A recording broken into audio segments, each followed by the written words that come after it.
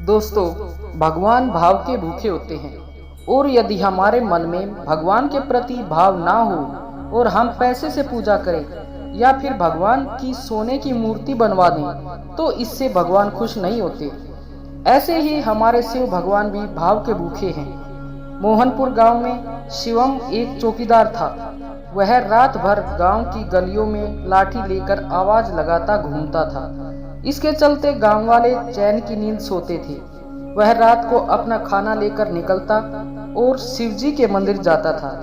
रात के समय जब पुजारी जी मंदिर बंद करते तब वह अपने काम पर निकल जाता था। एक दिन पुजारी बाबा ने उससे पूछा कि शिवम, ये सभी गांव वाले सुबह मंदिर आते हैं और तू रात को मंदिर आता है, उसके बाद मंदिर बंद होने तक बैठा रहता है। शिवम ने कहा कि पंडित जी, जब तक मैं भगवान के दर्शन नहीं कर लेता मैं अपने काम पर नहीं जा सकता।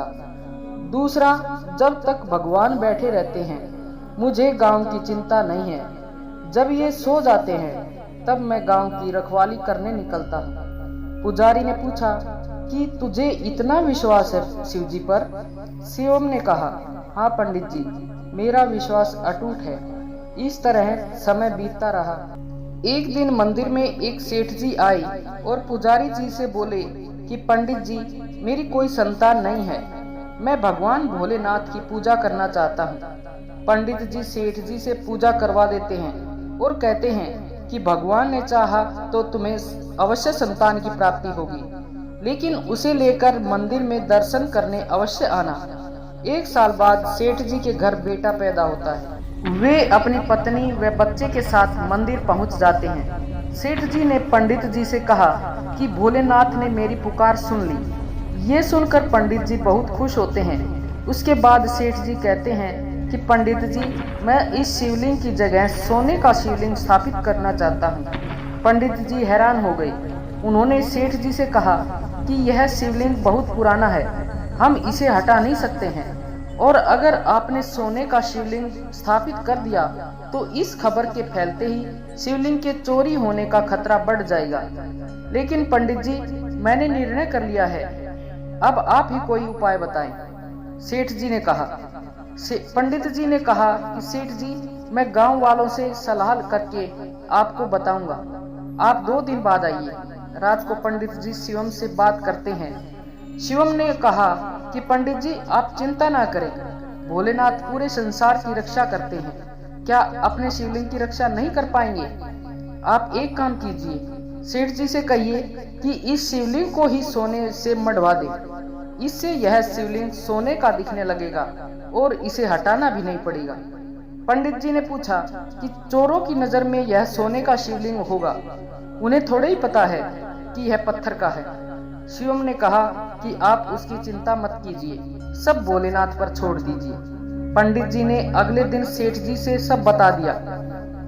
सेठ जी ने शिवलिंग पर सोना लगवा दिया और शिवलिंग सोने का दिखने लगा। एक दिन पंडित जी शिवम को बुलाते हैं और कहते हैं कि पंडित जी, आपकी बात मानकर मैंने शिवलिंग पर सोना तो मंडवा दिया, लेकिन रात में इसकी रखवाली तुम्हारे जिम्मे है। शिवम ने कहा कि वैसे तो मेरे रहते पूरे गांव में चोरी नहीं हो सकती, लेकिन फिर भी मैं मंदिर का विशेष ध्यान रखूंगा। एक दिन रात को शिवम मंदिर के पास से गुजर रहा था तो उसने देखा कि मंदिर के द्वार खुले हैं और एक आदमी शिवलिंग के पास कंबल ओढ़कर बैठा है। शिवम उसके पास पहुंच गया। वहां जाकर उसने पूछा कि तू कौन है और मंदिर का द्वार कैसे खोला? चोर है क्या तू? उस आदमी ने कहा, नहीं, मैं चोर नहीं हूँ, मैं केवल यह सोना हटाना चाहता हूँ, तुम इस सोने को ले जाओ। शिवम ने पूछा, क्या मतलब? तुम इस सोने को क्यों हटाना चाहते हो?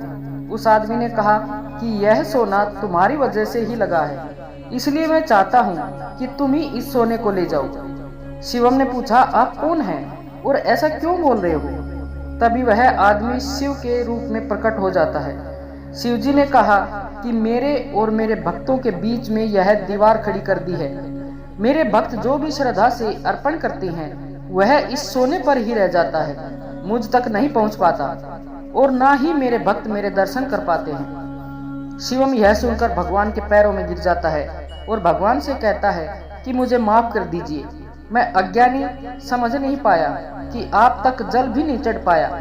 मैं अभी इस सोने को हटा देता हूँ। यह कहकर शिवम ने उस सोने को हटा दिया और शिव भगवान उसे आशीर्वाद देकर अंतर्ध्यान हो जाते हैं। सुबह जब मंदिर खुलता है तो पंडित जी यह सब देखकर शिवम से पूछते हैं। शिवम उन्हें सारी बात बता देता है। पंडित जी उसी समय सेठ जी को बुलाते हैं। सेठ जी ने भी भगवान से माफी मांगी कि भगवान मुझसे बहुत बड़ी भूल हो गई।